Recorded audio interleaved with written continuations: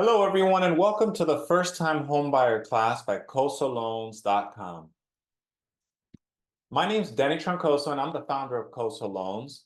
I'm a licensed loan originator, and I'm a former personal financial advisor. So I used to help people with insurance, debt consolidation, and also planning retirement, college planning, etc.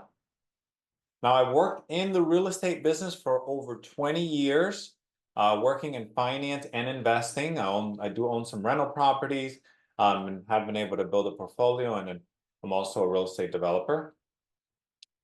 And I have a master's in real estate from UCF, so go Knights.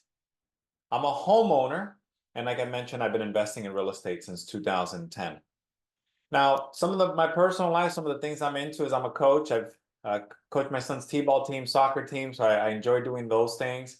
I'm also a mentor, whether it's at UCF or through a program called Take Stock in Children at the local high school, something I enjoy doing there. And the other thing is I am a member of Toastmasters. I've been a member for about 5 years or so. I enjoy reading. So I'm a big bookworm. So if you love to enjoy reading, and that's something that I love chatting about, and variety of subjects from history to business, personal finance, biographies, and even science and psychology.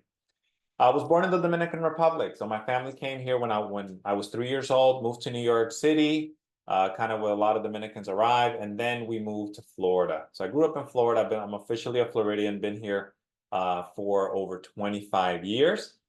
And I do speak Spanish, hablo español, and I speak a little bit of French, un peu français, c'est un peu, très mal.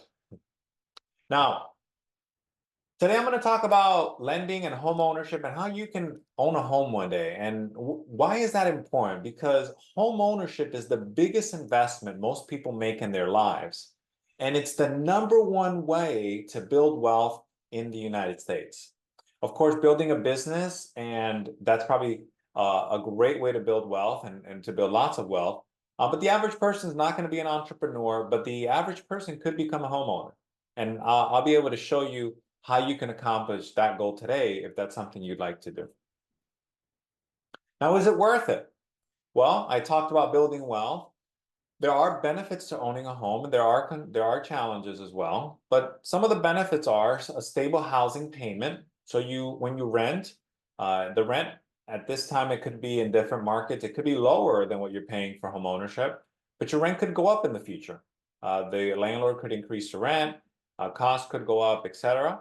Where if you have a mortgage and you have a fixed mortgage for 30 years, your payment will stay fixed for 30 years. Things can change like insurance and taxes, but your mortgage payment, interest and principal will always stay the same. There's potential growth in wealth through the home's equity. So as you pay down the principal, you are going to build equity and you'll be able to grow your net worth. So the home value is 100,000, you borrowed 100,000 or a little less, but then every month, every year, you're paying it down. And one day maybe it'll be at zero, right? And then you still have that $100,000 asset, or maybe even bigger if it grew in value. Now, there are potential tax benefits. When you rent, all that money that you pay, you can't deduct it in your taxes, technically. But if you do own a home, all the interest that you pay, you can deduct that in your taxes. So that's a big benefit toward home ownership that the government has set up. It's actually encouraging home ownership.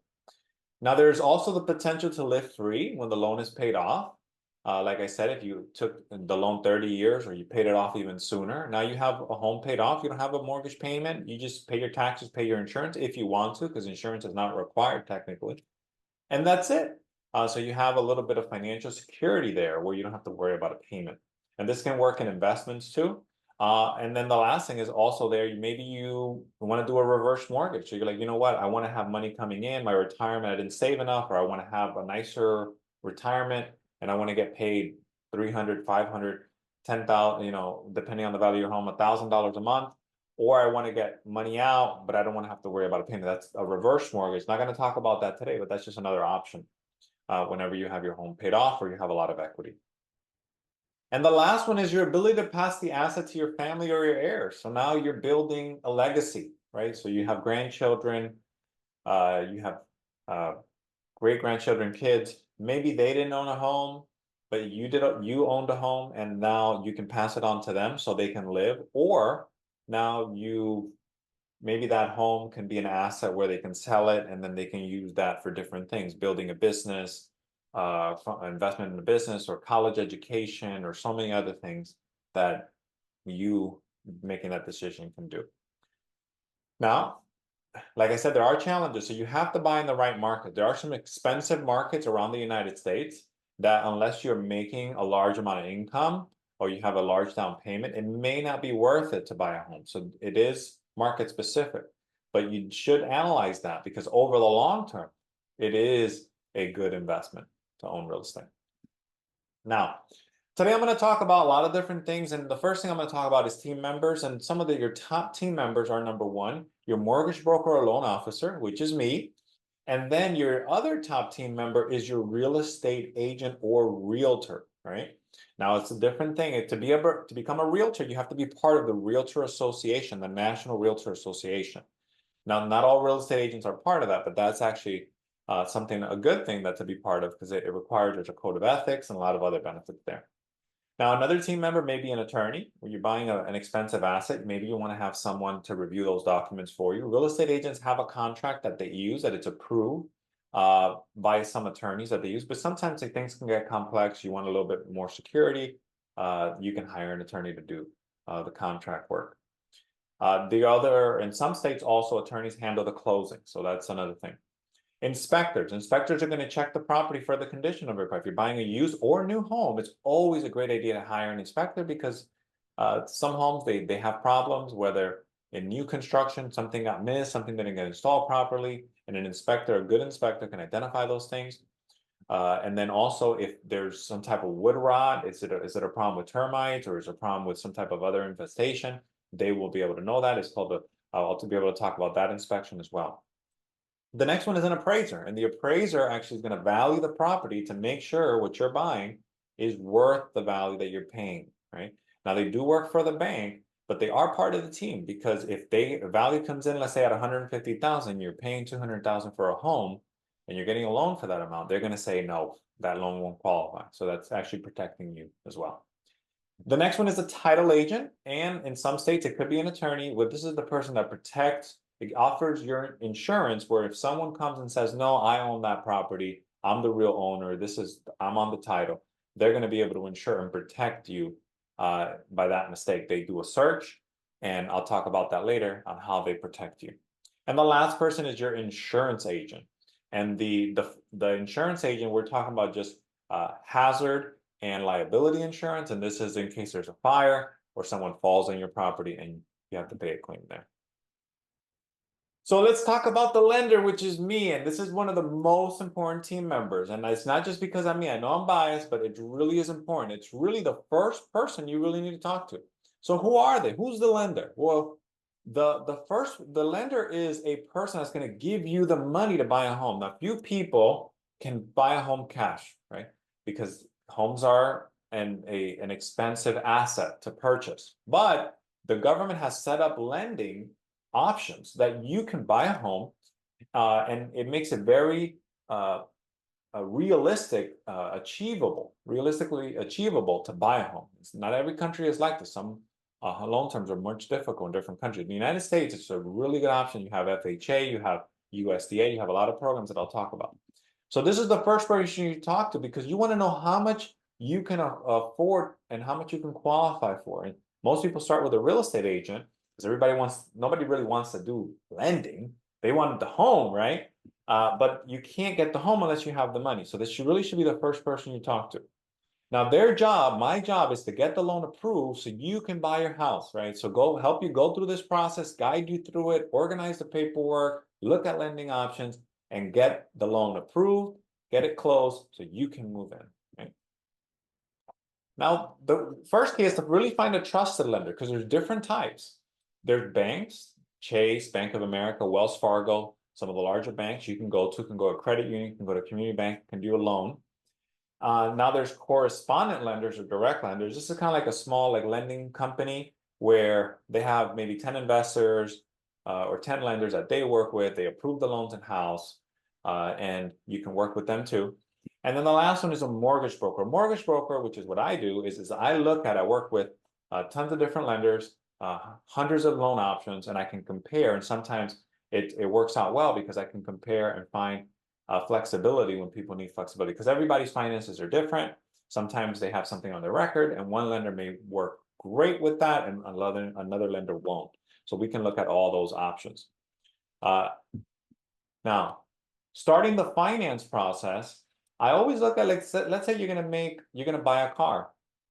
What you should do is you really start out with a budget. Instead of saying, you know what, you go to a lender and say, how much can I qualify for? Well, because of your income, maybe you can qualify for $1 million. But the payment on $1 million could be, I don't know, $5,000 a month. Do you really want to pay $5,000 a month? Probably not. Maybe, but maybe not. So what you want to do is you want to start out with, how much money do I want to put down? It's like, okay, I have some savings, but I want to have some reserves. If I buy a house, I can put aside 50,000 or 100,000 to put down. Okay, great, check box. Then you're like, well, I need to pay closing costs. How much money can I put aside for that? Well, let's say closing costs, I can put aside 10, 20,000 for that. So now you have, let's say you said 100, now you have 120. Then you have estimated total cash out of pocket. So you have 120,000 and you have your reserves, and you're like, okay, what is the maximum I want to pay per month? You're like, well, I don't want to go over 2,000 or 2,500 or 3,500 a month, right? It just depends on your income. So now we can work backwards and say, well, if you don't want to go over 3,500 and you're going to put so much money down, you should really stay at a house price of X. Could be 400,000, could be 500,000, whatever it is. But we want to work backwards, right? And find out what you want your budget to be, and then work from there to find the price of the home and the mortgage that you want to qualify for. I know a lot of people start out the other way. Just want to educate you there. You want to look at that and look at the budget first. Now, what are loan requirements? Well, when you're going to go out and get a loan, you need to put a down payment. There are closing costs. So there's some fees that you have to pay to close a loan, pay to the city, pay to the title company. We have a fee that we charge for doing the loan service. You need to pay the lender. You have to pay closing costs. Now, another thing that they look at the lenders is there's the debt to the income ratio. So they're going to look how much monthly debt you have. They're going to look at all your credit cards, all your personal loans, your car loan, anything else that you owe, how much do you pay per month? And then they're going to look at your income. And by doing that, they're going to see what your debt to income ratio is. And I'll talk about what the percentage is that you should stay under so you can shoot for that. And that's something I can also help you with. Now, the other thing that they're going to look at is your income history. Do you have a job? Do you have a business? How long have you had it? How long have you had your job? Typically, they're looking at 2 years of employment. There is some flexibility with that, but typically that's the goal, 2 years of history in the same area of business and the same career, etc. And then the last thing is credit. And when we're talking about credit, we're talking about score and we're talking about credit history. So you want to have a highest credit score as possible. Now there's some minimums, and I'll talk about those, but you want to just meet those requirements. And then you want to make sure that certain things on your credit have passed, like foreclosures, bankruptcies, etc., or repossessions. And we'll talk about that later. Some loan terms to be familiar with. So I'm going to talk about a lot of stuff, but these are some things to be familiar with. And you can rewind this video if you'd like, so you can become familiar. But just something when you're having conversations with your lender, when you're having conversations with your real estate agent, these are some things you want to understand. And that way it'd be easier for you later when you're going through the process. The first one is principal, interest, taxes, and insurance. They typically call it PITI, just for short, which just encompasses that. The next one is private mortgage insurance. Private mortgage insurance is if you're borrowing more than 80% of the loan. So let's say it's a $100,000 house and you're borrowing 90,000, you're going to have to pay private mortgage insurance because you're borrowing more than 80,000, more than 80%. That protects the bank in case of a default, because you're unable to pay and they have to take the house back. The next one is homeowners association, HOA. This is some neighborhoods may have a homeowners association where you have to pay. It could be $50, could be $100. Could be 150 a year, 100 a year, or even $200-300 a month, right? Depending on they have a lot of nice amenities. If it's a private community, senior community, you just look at that, and that goes into calculating with your mortgage payment, right? They put all that together. And the principal and interest, taxes, and insurance, that kind of speaks for itself. A principal is the amount you're paying down in the loan. The interest is the amount that the bank is making, the money that they're making. Taxes is property taxes, which you're paying to the city, the government. And insurance is that hazard insurance I spoke about earlier. Just want to make sure to mention that. And then the last one is total monthly gross income and equals pre-tax income. That's the money that they're looking at on how to calculate your debt to income ratio. So if you make, let's say, $20, $30 an hour, they're going to base it on that. And then your net is, they don't really look at that. They're looking more at the gross, right? Unless, you have other things, other expenses, and they're like debts, child support, etc. All right, so let's look at other loan terms to be familiar with. And this one is a fixed rate, which that's really what you want, unless you're an investor or unless you're buying and you're not going to hold the property for a long period of time. Maybe you can look at an adjustable rate mortgage, which is below. They call those an ARM for short, adjustable rate mortgage. Fixed is a mortgage is going to stay fixed for 30 years, right? Adjustable rate mortgage could be a mortgage that's going to stay, it's going to adjust every so often. Could be a year, could be 3 years, could be 5 years, 7. There's a lot of different options, but it's just not going to stay fixed for the whole loan, right? The next one is a balloon payment. And a balloon payment is something that may not, let's say the loan is a 30-year loan with a 5-year balloon. Really, at 5 years, that means the loan ends. So that means you have to get a new loan to be able to stay with that, keep the property. If not, you would have to sell the house. So that's something, these are some things that were happening back in 2008. Not very common now, but still used and mostly a lot by investors, etc. So just be familiar with this whenever you're out there getting a loan. Typically for first-time homebuyers, you want to stay away from a lot of this, right? Keep things simple. The next one is prepayment penalty. Again, this is if you get a loan and they don't want you to pay the loan off early.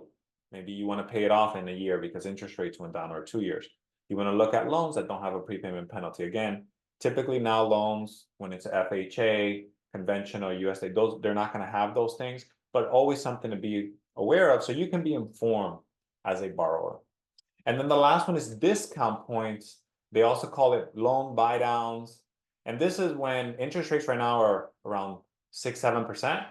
And you could buy the loan down by paying to get a 6% or a 5% loan. Now it's pretty expensive, but you can do it. You just have to pay that interest up front. So that's just something else to be familiar with. Now, what are closing costs? The closing costs are the money or fees to close the loan. Money or fees to close the loan. At the end, you got the loan approved. It's time to sign the paperwork that you're getting the loan, and now you have to pay some fees. The government gets some fees, etc. Those are all government fees. Okay, those are it could be closing costs. Right, not all of them are the government. Could be appraisal, our lender fee. All those things are closing costs, right? Now, an example: your home is 100,000. Closing costs on average could be 3 to 5%. So that means the closing costs are going to be between $3,000 and $5,000, right? Now, what are ways to get help with closing costs? Because you don't have to pay them yourself. Let's say you can't, and you still want to own a home. There are ways to get assistance. It gets a little more challenging, but it's possible. And right now, the way that the market is, it's more realistic, because when it's a seller's market, it's harder. Now, it's seller concessions or seller credits is number one. And this is when you're working to buy a home and you're making an offer. In the contract, you ask the seller, hey, can you give me back a certain amount of money for closing costs? There are some rules with that, so you want to work with your lender, because the lender sometimes limit the amount that you can get.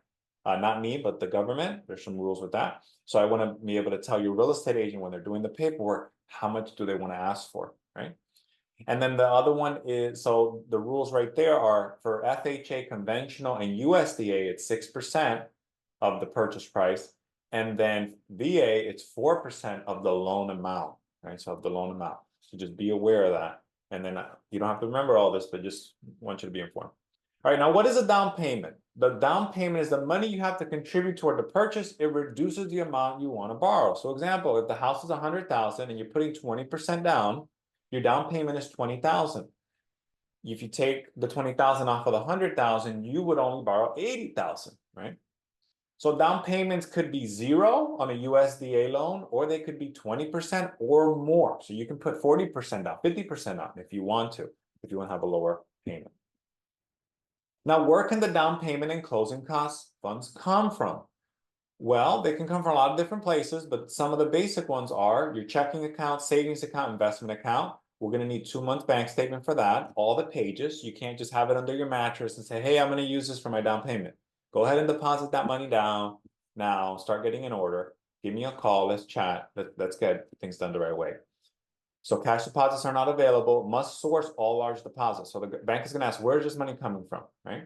If you just deposited money or send money in. Retirement accounts, they're going to ask for that. 401ks, 403bs, IRAs, you can get the money from there as well.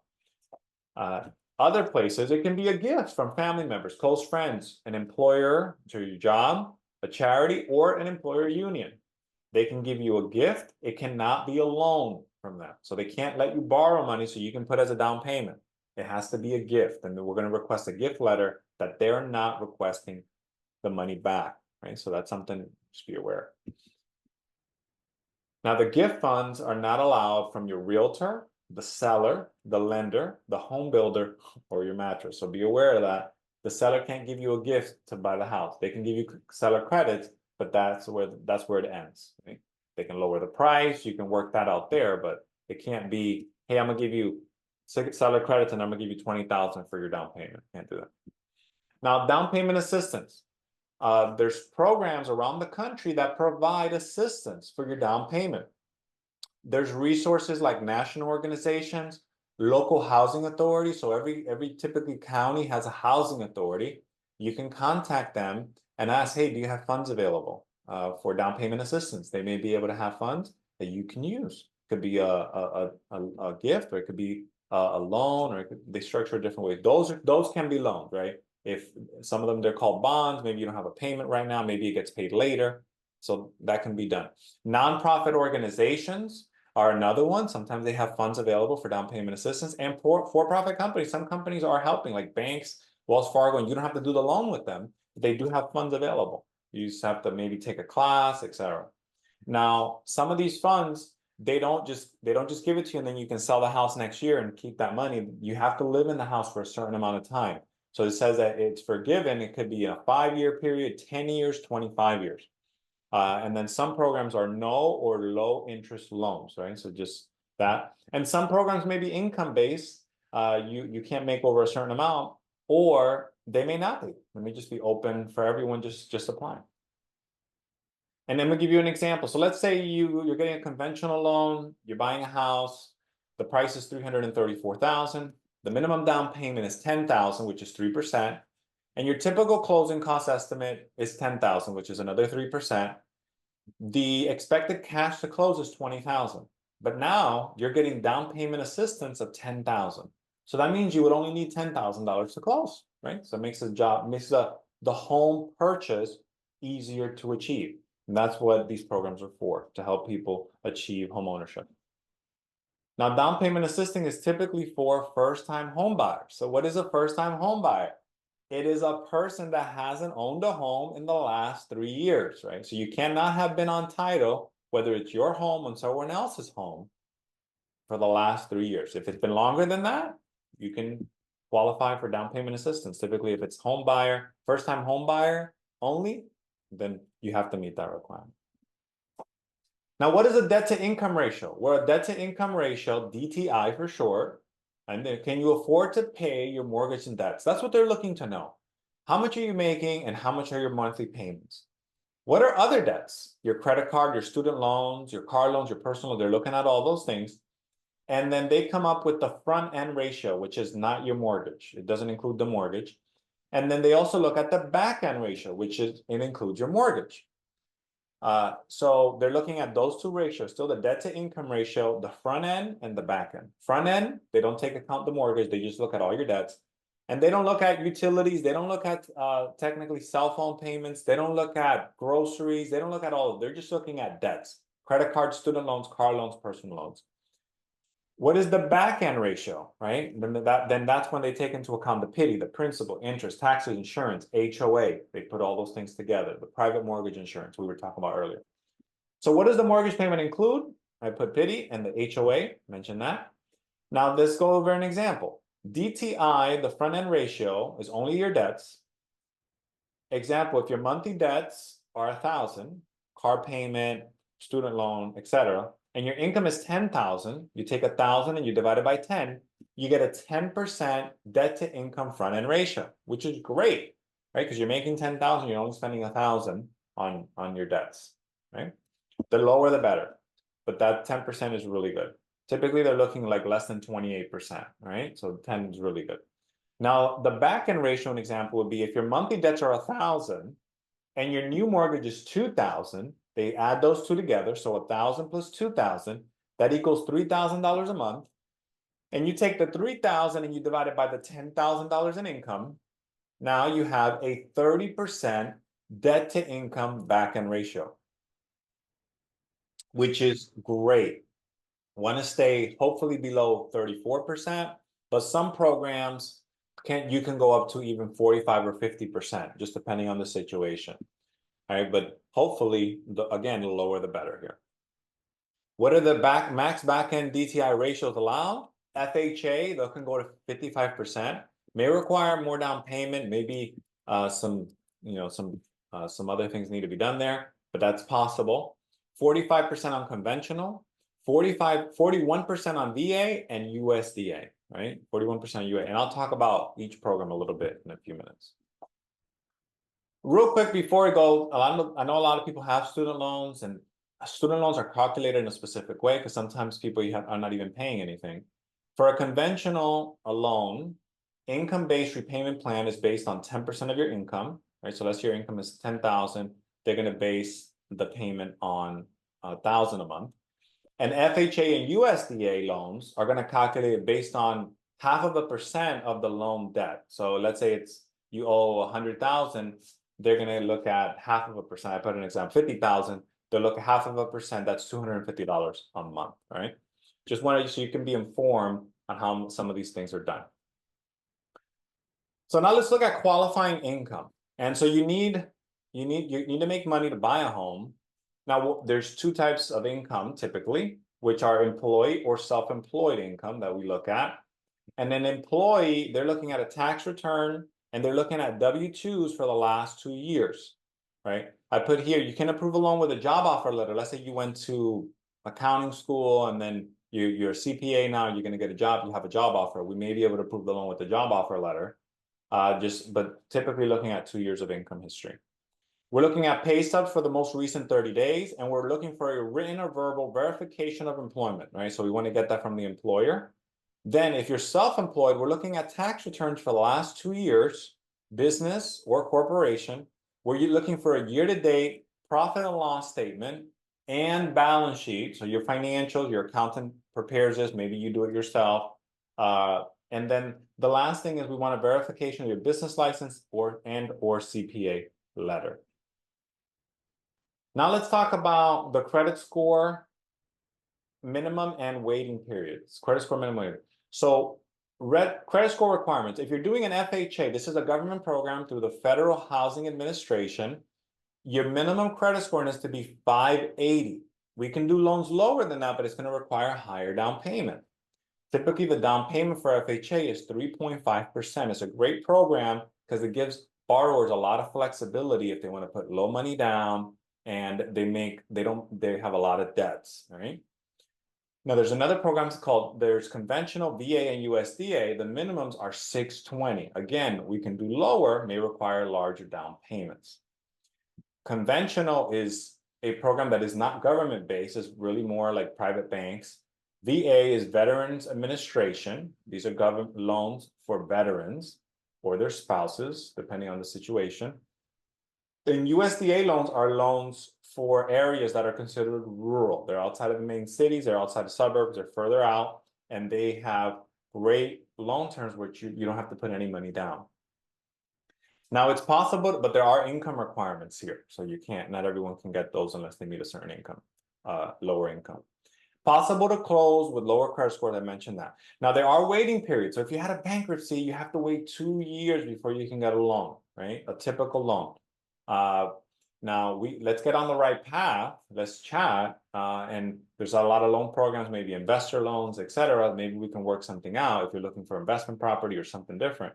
But typically, it's a 2-year waiting period. If you've had a short sale or foreclosure is when you lost the house and the government, the bank took it back, or if it's a short sale, you had to sell it below the loan amount, the bank accepted a lower price, then you have to wait 3 years. So how long will negative balance remain on your credit? 2 years or less for credit inquiries. That's when considered hard pulls. There's also something called soft pulls that, like, if you're getting insurance, those don't affect you that much. And then also as lenders, we can do a soft pull, which is to get you see where your credit is and maybe find ways to improve it before we do the hard pull that will affect it. So those stay on your credit for 2 years, then they fall off. They typically affect your credit somewhere about 5-10 points. 7 years or less are late payments, collections, judgments, settlements, foreclosures, repossessions, release tax liens, and charge-offs. So stay on your credit for 7 years or less. So just be aware of that. Try not to make any late payments if they stay on your credit for quite a while. I always put things on automatic just to avoid it. The next one is 10 years or less, or Chapter 7 bankruptcy, Chapter 13 bankruptcy, and state tax liens. And then indefinitely are federal student loans in collections and federal tax liens. One thing I'll mention about credit inquiries is that, let's say you're shopping around, if you do it within a short period of time, a week, 2 weeks, all those inquiries won't affect your credit the same way as long as you do it within a short period of time, right? So you can shop around and have your credit pulled. If you can share your credit score instead, better, but just so you're aware. Now, how are credit scores calculated? 35% of your credit score is going to come from your payment history. How have you paid your payments? Are you paid them on time or have you paid late? 30% is going to come from the amount that you owe compared to the amount that you can borrow. So example, if you can borrow 1,000 and you're only borrowing at 300, you're below the 30%, you're at 30%, which is great. But now if you're borrowing 900 and you can borrow 1,000, you're at 90%. So that's affecting you negatively, right? So that's where it comes from, and that's how it's calculated. 15% comes from the length of your credit history. So the longer your history, that comes with 15%. Then 10% is from new credit inquiries. So if your new credit inquiries are coming in, that affects your credit 10% only. Just be aware of that. And then the last one is credit mix. So they're looking for, there's 2 types of credit. There's revolving and then there's installment. Mortgages, car loans, personal loans with a fixed payment, installment. Credit cards, revolving, right? So that it can change every month. You can take money out. Home equity line of credit, revolving. So you want to have a mix of credit. What mortgage program is right for you? Well, I talked about the Federal Housing Administration, 3.5% down. Conventional, 3% down, can be 5 or 10 or 20% down.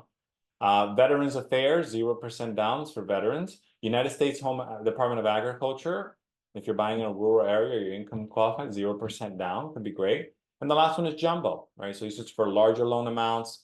Can't remember what the number is right now, but I think somewhere around 700,000, and it depends on the market, right? Down payment is less than 20% minus private mortgage. If you're putting less than 20% down, private mortgage insurance is required. So just be aware of that. And that's just another cost that gets calculated in your debt to income ratio. All right, what are the funds needed for closing? Well, you need to have a earnest money deposit, which is the deposit you're going to give. It's going to typically be held by the title company, but it's basically showing the seller, hey, I'm serious. I want to buy your house. I'm going to put $1,000. I'm going to put $5,000, $10,000 down, or like as a deposit, just until we get to closing. That money is going to be used at the closing table. It gets credited to everything, right? So let's say you put $1,000 as a deposit, earnest money. Then at closing, they say, okay, hey, they had already put $1,000. We're going to use that for the closing costs or for the down payment, however you want. Then there's an inspection fee. These are funds needed that you'd have to pay before. You got to pay the inspector. And then the next one, you have to pay the appraiser, right? Because they're going to do all these things before the closing is done. So just know that you have to have that money ahead of time and ready to go. Just so you're not prepared. You're like, oh my God, I need to pay $1,000 or $2,500 for earnest money. Plus I have to pay the inspection. Plus I have to pay the appraisal. Have it all. You're already kind of mentally prepared. What are some of the documents to lender? I mentioned some of this, but you need a pay stub, 30 days, bank investment account statement, 2 months, and the loan application to obtain your credit score. So you got to fill out an application. It's like anything else. Documents from the lender. What am I going to give to you as a lender? You're going to get a pre-qualification letter. It's an official letter, so you can give to the real estate agent. And then when you're submitting an offer, you can show it to the seller. Hey, this person's been qualified. They're ready to go. Right? You're going to get a loan estimate. This is going to show all your costs, your expected monthly payment, the expected cost, everything for the closing. It's going to be pretty close to accurate to when you get to the closing table on that property. The next one are other disclosures, truth in lending, how much interest you're going to pay over the life of the loan. And then at the end, before closing, you're going to get the closing disclosure, which is talking about the final numbers, right? So these are just some documents to be familiar with and be prepared to receive. Now, what does the loan process look like? Well, first you get the pre-approval, pre-qualification. We do that. Then you go house hunting. Go look for houses. I'm telling you, it's a process. So it can take 3 to 6 months on average to find a good home. You go out with your real estate agent, you go out, look for property, submit the offer, get it accepted, then you're entering escrow, right? You put the deposit, the escrow deposit. Typically takes 30 days from start to closing once you get to escrow. Let me move this up here. Then we go through underwriting, right? If we have all your documents, it goes a lot faster. We can close a loan in 20 days, right? It just depends on the appraiser. The loan gets approved. Hey, we're ready to close the loan, right? At the title company. So you can close a loan, I mean, from start to finish, I mean, even as low as 30 days, maybe 20 days, just depends on the situation.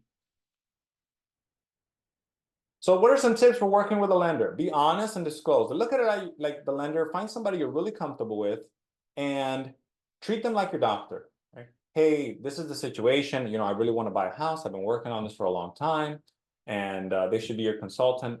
My concerns are X, Y, Z. This is what's on my credit. This is what's going on with my financial life, etc. Put it all out there. That way, there's no surprises for when you're getting the loan, right? Because the worst thing could be if there's a surprise. And we're going to ask questions as the lender. My job is to try to ask and like know things ahead so I can plan for them and prepare. And that way, everything can just flow. They say one of the biggest things in life is buying a home. One of the most stressful things. I want to remove that. I want to take that away. I want to make it a simple, easygoing thing so it just flows, right? The other thing is we want to shop around. So you want to find somebody you're comfortable with, right? Someone that is honest, someone that's easygoing, right? Getting a loan, a lot of people can do it, right? But you want to find somebody you're comfortable with, someone that you trust, right? I highly recommend that. And then you can request, you know, a loan estimate. So you can have an idea of the costs in advance. The other thing is ask questions. Right? You can, hey, how does this work? How does that work? You know, why are we doing this? Why are we doing that? Be informed. Be an informed borrower, because when you're an informed borrower, it's your lender can be more informed, can be more informative, because you're really informed. They're not like seeming that hey, I'm gonna overwhelm you with information. Rather, I want to give you as much information as possible so you can prepare and you can plan accordingly. Listen to advice. So let's say, hey, the lender says, don't buy anything before closing. Don't make any big purchases. Listen, don't buy anything before closing. Wait till the deal's done. Then you can get your furniture. Then you can get anything else you needed. Like if you were going to buy a car or something like that, just wait. Because remember, you're buying $100,000 asset or bigger, right? So it's just a delicate point. Communicate timely. So typically, sometimes there's a delay in closings. We need certain documents. Hey, I know you're busy. Everyone's busy. Just try to work on it as soon as you can, right? You know, provide an answer as soon as you can. Doesn't have to be right away, same day. Could be the next day, but just, hey, we're working timely here. And then we're all on the same team, right? Okay, now let's talk about the real estate agent or the realtor. The realtor is the person who will help you find a home within your budget, right? They're going to educate you on the real estate market, right? They're going to tell you if it's a buyer's market, if it's a seller's market. The real estate agent is going to help you prepare the contract. They're going to submit offers for properties you want to buy. They're going to represent and negotiate on your behalf, right? So they're going to negotiate with the seller's agent. They're going to manage the inspection, right? They're going to help work with you. Hey, we're meeting the inspector at this day. The inspector's going to be here from this day to this time. We got to make the properties open. We're working on making sure the other inspector's there, make sure everything's ready to go. Any rules from the seller, coordinating everything. They're going to connect you with vendors. Hey, I need an AC person. Hey, I need a roofing person. Hey, they typically have a lot of relationships in the market that they can assist with and more. There's like a form of like a document of like 100, I think it's like 50 or 100 tasks that a real estate agent does with a realtor, right? So just be aware of that. Value your realtors. What is a buyer's market and what is a seller's market? We've heard this before. A buyer's market, the definition is it's 7 to 10 months of inventory, 7 to 10 months of houses. So if every month one house sells, right? And there's 12 months, right? So every month one house sells, there's 12 months.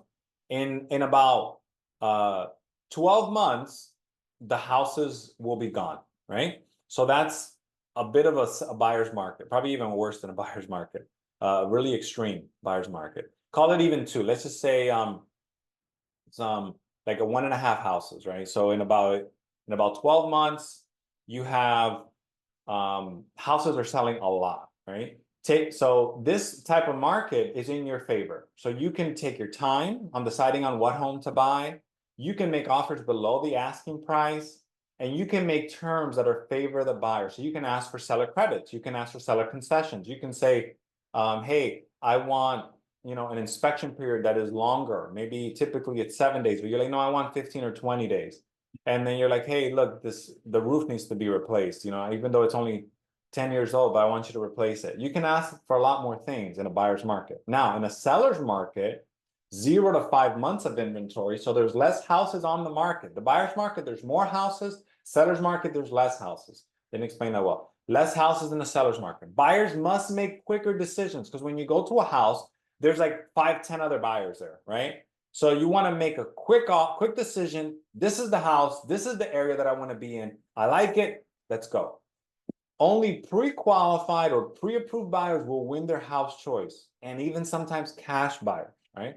So you want to be aware of that. So you got to move quick. You got to get pre-qualified, ready to go. And then the next one is offers need to be at or above asking price. Maybe they're asking 500,000, but you got to offer 510 to be competitive. You got to offer 515, 525, maybe even more, right? Depending on how extreme it gets. So just so you have an idea of the differences. Now there's different types of houses when you're buying. The most typical is a resale house. Call it a used home, kind of like a used car. Existing homes, been on the market, maybe 10 years, 20 years, 30 years old or more, right? Then there's new construction. The builder is the seller, right? So you're buying directly from the builder. Could be D.R. Horton, Lennar, Taylor Morrison, all these larger builders. You're buying from them. Realtors can help you with that as well, and I recommend that you hire one. And even consider a lender outside so you can compare with what they offer you. They typically offer some incentives for lending, but compare with someone like me. Hey, I'm being offered this. Can you compete? Just so compare both options. Short sales. So this could be probably a resale home, but it requires 2 approvals. The owner must accept the offer and the bank must approve the sales price. So this is the short sale route. And an REO is the bank took the property back. It's listed by a real estate agent, but it's from either the government or a local bank or a national bank. And it's called REO. It's a foreclosure. It's a real estate owned by the bank.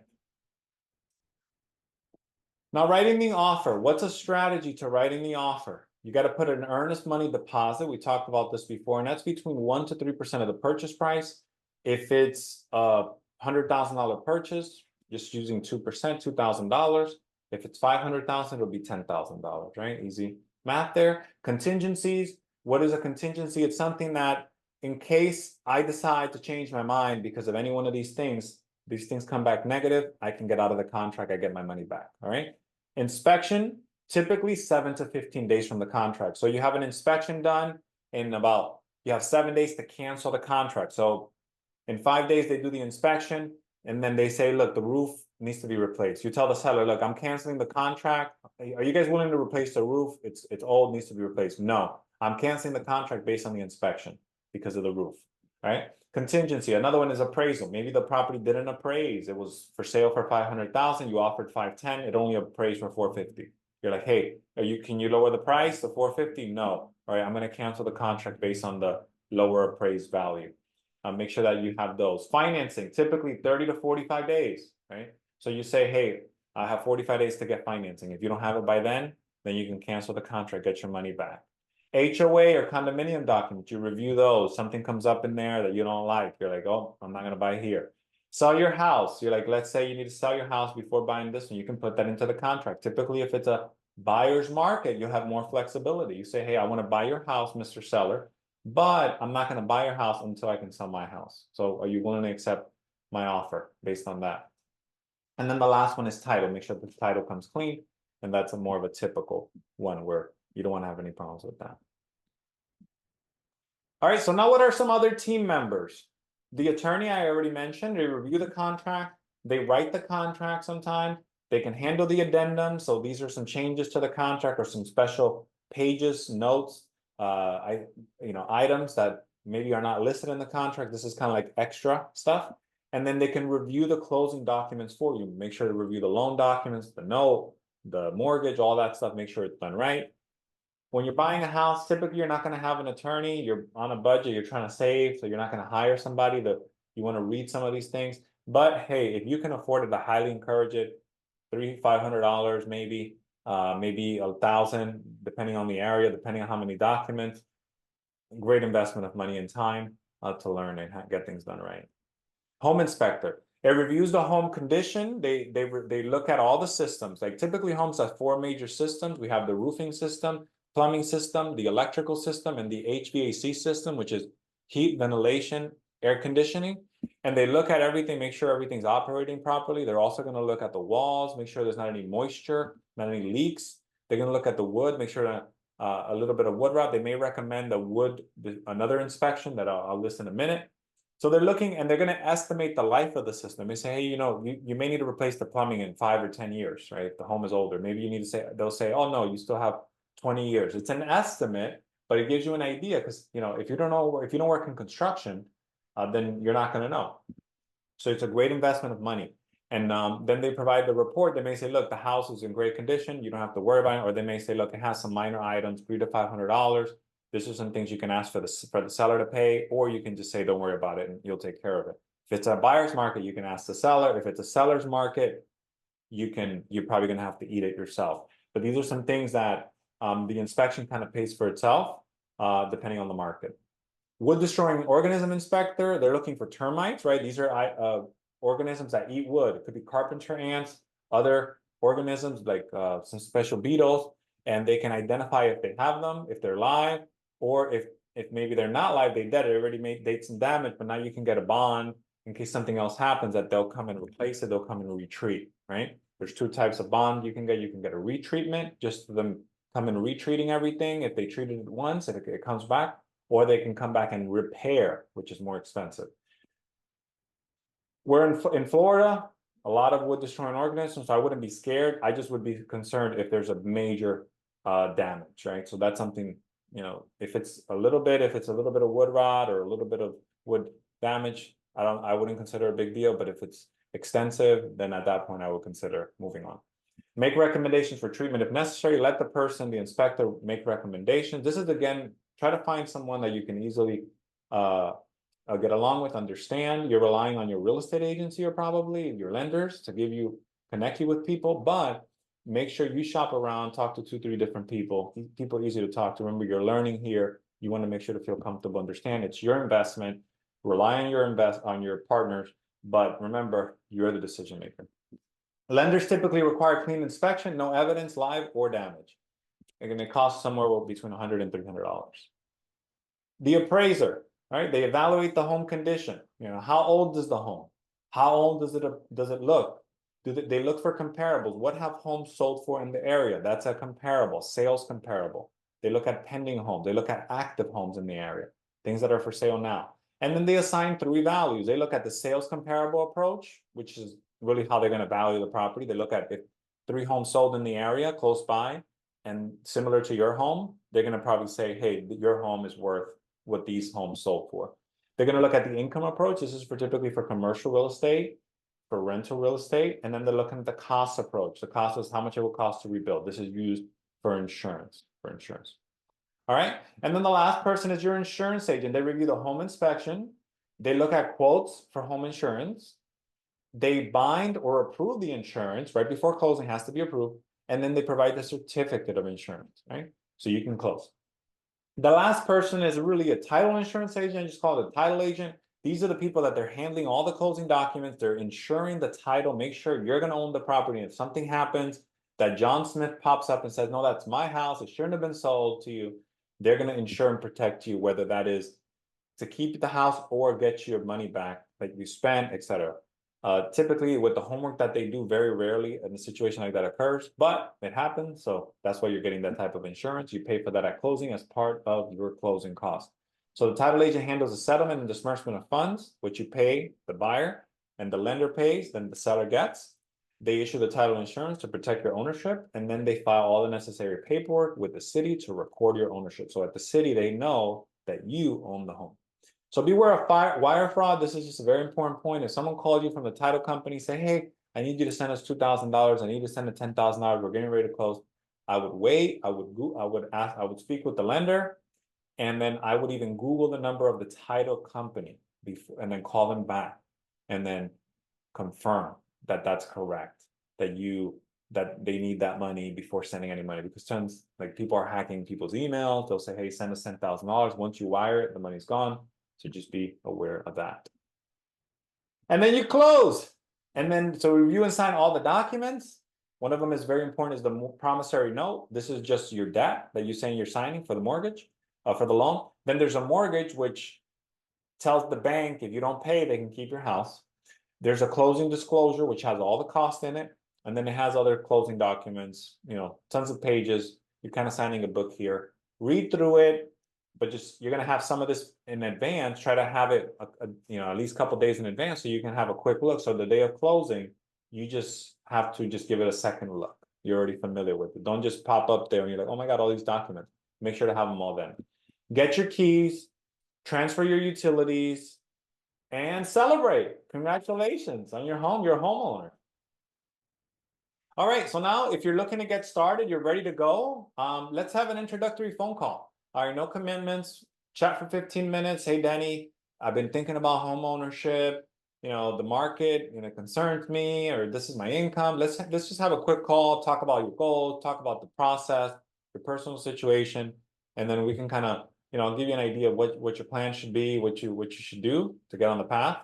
Maybe now, maybe later, but hey, it's better to get on the path eventually, right?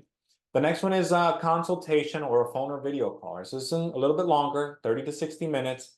We'll go more in depth on where your loan options are, your budget, other details of the loan process to get you pre-approved. So the goal of that call is to go from that to pre-approval. And then we should have your loan application before that. And we can do like a Zoom call if you're not, the easiest way to do that. All right, so in the free personal consultation, we'll do a understanding your housing situation. Where are you living at now? Where do you want to go? Establish your short and long-term goals for home ownership and investing, right? Because I'm an investor, so I'm really passionate about that too. Maybe you want to buy investment property. Would love to help you with that. Maybe start with home ownership, go to investment. Find a comfortable payment. We can talk about that. What's realistic, what's comfortable. Market search for your desired neighborhood. So we can kind of like search around, hey, this is my neighborhood I want to live. What should I be shooting for on house prices? I'm not going to represent you as your real estate agent per se, but I can go ahead and like look online for you and we can chat about that, like kind of look at some neighborhoods. Completing the loan application process, understanding interest rates and closing costs. So kind of give you a little bit of an education on what the market is doing and how it's going. Finding the right loan program. So we can kind of talk about what program may be best for you in your situation. Do a debt to income analysis so we can compare your debt to income and see where you fit there. Scope of the loan documents checklist. So we have a loan documents checklist. We can go over that. Get your pre-approval letter. And then talk about the benefits of partnering with a real estate agent. And then really, we're all partners, right? Because we're all on the same team. So I'm a partner with a real estate agent and so are you. And I can help you find someone in your area, in your market, right? So thank you for taking the time, and I look forward to working with you. I hope this was beneficial and it give you a good idea of how you can be a homeowner.